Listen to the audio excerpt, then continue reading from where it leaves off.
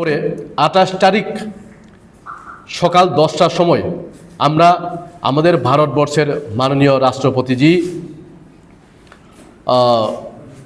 এবং প্রধানমন্ত্রীজির আমাদের একটা টিম ৩৭ জনের একটা টিম ওনাদের সাথে সাক্ষাৎ করে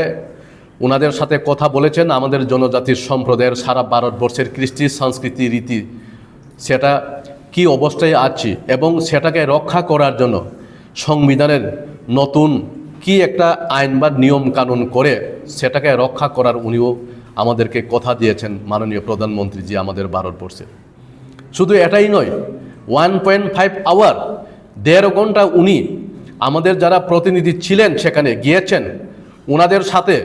১.৫ ঘন্টা বসে উনি আমাদের সারা ভারতবর্ষের জনজাতির সম্প্রদায়ের কৃষ্টি সংস্কৃতি সেটাকে রক্ষা করার এবং কি কি অসুবিধা আছে আমাদের সমাজের মধ্যে সেটাকে নিয়ে উনি আমাদের কাছে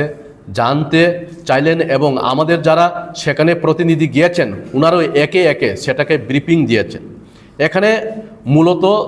৩টা দাবিকে নিয়ে আমরা সেই জনজাতির সাংস্কৃতিক সমাগমে আমরা